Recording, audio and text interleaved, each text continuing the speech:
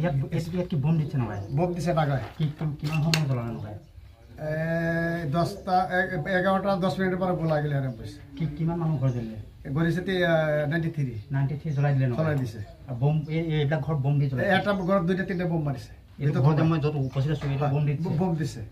আপনার কথা মানে রক্ষা করিলে না? রক্ষা করিলে আমার জানতো যে রক্ষা পড়লে বাঁচালে রক্ষা করিলো। গুলি ফার্স্ট গুলি মোকে মারিছে। মই সুঙাজানৰ বাসিন্দা আৰু মোৰ সুঙাজানৰ এমভি পঞ্চায়তৰ আপোনা হয়। কিন্তু অতি দুখ প্ৰকাশ কৰিছে এনেকুৱা ঘটনা হ'ব নালাগিছিলে। মানুহৰ লগত অতি নিৰ্মমভাৱে এনেকুৱা ঘৰ দুৱাৰ জ্বলাই বম দি এইটো বহুত বেয়া কাম কৰিছে নহয়। আৰু এই যুদ্ধ হ'ব। আমাৰ গুলি 10টা গুলি পাইছে বৰগড়ত। এইফালে বল ছটালে ফালে 10টা গুলি পাইছে। এসপি স্যাৰক দেয়া হইছে গুলি মাৰিছে মানে। গুলি মাৰিছে। এই আমাৰ ডিসি স্যাৰেৰ হইছে গুলি কেটা।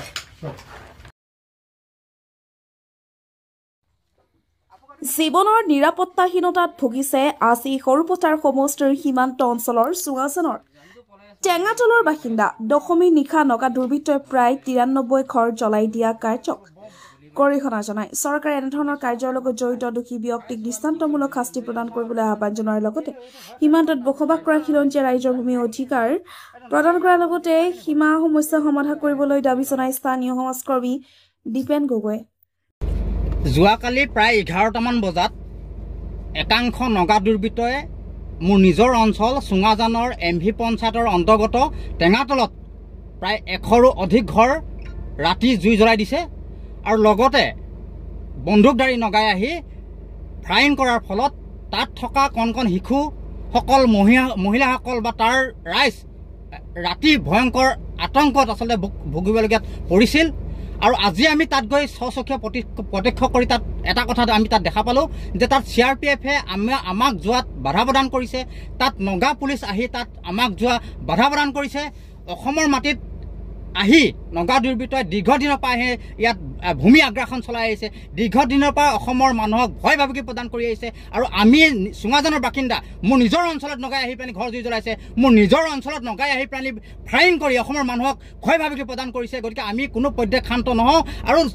আৰু অসম নাগালেণ্ড সীমান্ততে এই CRPF বাহিনী যে আছে, এই CRPF বাহিনীয়ে নগাৰ পক্ষত থিয় দিয়াৰ ফলতে আজি বিভিন্ন সময়ত নগা দুৰ্বৃত্তই আহি অসমৰ মানুহক ভয় ভাবুকি প্ৰদান কৰে। বিভিন্ন সময়ত এইবাৰ প্ৰথম নহয় 3বাৰকৈ অসমৰ মাটিত আহি আমাৰ চুঙাজান অঞ্চলত নগাই ঘৰ জুই জ্বলাইছে। কিন্তু আমি এই বিষয়টোক দীৰ্ঘদিনৰ পৰা চৰকাৰখনক এটা কথা দাবী উত্থাপন কৰিছোঁ যে অসম নাগালেণ্ড সীমান্তৰ সীমা সমস্যা সমাধান কৰক। চুঙাজান অঞ্চলকে ধৰি সৰুপথাৰ অঞ্চলৰ বিভিন্ন অসম নাগালেণ্ড সীমান্তৱৰ্তী অঞ্চলৰ ঠাইসমূহত খিলঞ্জীয়া মানুহক ভূমিৰ পট্টা প্ৰদান কৰক। আমাৰ মানুহক যদি ভূমিৰ পট্টা প্ৰদান কৰিলেহেঁতেন, আমাৰ এই অঞ্চলৰ যদি সুৰক্ষাৰ ক্ষেত্ৰত অসম চৰকাৰে যদি দায়িত্ব হিচাপে গুৰুত্ব হিচাপে পালন কৰি যদি অসম ৰাইফল ইয়াত সীমান্তত যদি নিয়োগ কৰিলেহেঁতেন, আজি 100 ঘৰতকৈ অধিক ঘৰ নগাই কেতিয়াও জুই জ্বলাই দিব নোৱাৰিলেহেঁতেন। গতিকে অসমবাসী ৰাইজক এটাই অনুৰোধ জনাইছোঁ, এই ভিডিঅ'টো শ্বেয়াৰ কৰক। অসমৰ মাননীয় মুখ্যমন্ত্ৰী ডাঙৰীয়াই এই ভিডিঅ'টোৰ যোগেদি আমি আহ্বান জনাব বিচাৰিছোঁ সীমান্তবাসী ৰাইজে যে আমাৰ অঞ্চলত আহি নগাই ঘৰ জুই জ্বলাইছে, আমাৰ অঞ্চলত আহি নগাই ফায়াৰিং কৰিছে, বন্দুক দেখুৱাইছে, আমাৰ মানুহক ভয় ভাবুকি প্ৰদান কৰিছে। গতিকে অনতিপলমে অসম চৰকাৰখনে এই আমাৰ এনেকুৱা ধৰণৰ ঘটনা যে সংঘটিত কৰিছে, এইটো ঘটনাই সেই ঘটনা বুলি অসম চৰকাৰে উদ্যোগ লৈ অনতিপলমে ইয়াত অসম ৰাইফল নিয়োগ কৰি নগাৰ বিৰুদ্ধে ব্যৱস্থা গ্ৰহণ কৰিবৰ কাৰণে আমি দাবী উত্থাপন কৰিছোঁ।